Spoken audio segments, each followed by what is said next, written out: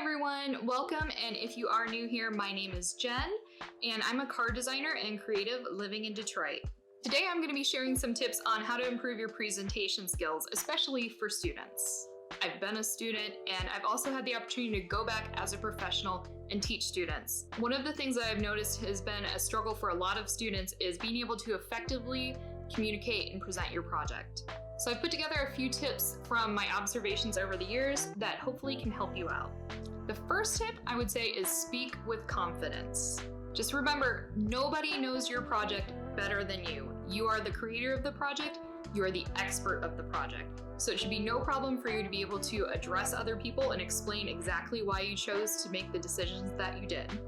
Number 2, tell a story. Just like telling any story, you want to make sure that your presentation has a flow and a cadence that makes sense. It should have a beginning, a middle, and an end, and it should make sense when you go through it in that order. Tip number 3 is to cheat. When I say cheat, what I mean is to make yourself cheats or little notes that are on your presentation board that you can reference as you're speaking that remind you of points that you need to make verbally when you're presenting. These can be little words or bullet points that are integrated into the presentation, not full paragraphs or full sentences, but just enough to remind you and trigger that response in your mind of what you should be saying as you're presenting. Number 4, keep your presentation concise. You should have a solid thesis statement.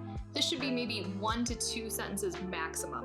It should summarize the goal of the entire project, and it should be your introduction that sets up the rest of the project down the road. Then you want to follow up with a few key bullet points that expand on your thesis, go into detail, and show how you supported that thesis statement through the work that you did. Tip number 5, read the room. If people that you're presenting to are starting to look bored, disinterested, or tired, it might be time for you to start wrapping it up. If people are looking engaged and interested and they're asking you questions, then you might be able to get away with going on a little bit longer. You really just want to make sure that you're not dragging on your presentation. Tip number 6, practice. Practice, practice, practice. This might mean physically standing up and running through the presentation in front of friends. This could mean just running through the presentation multiple times through your mind throughout the day, trying to work it out and figure out what the details are going to be. And this could mean doing it in front of a teacher or faculty member and getting their feedback. You want to practice and you want to know exactly what you're going to say. That being said though, you do want to be able to pivot. What I mean by pivot is sometimes in the middle of a presentation, someone will stop you.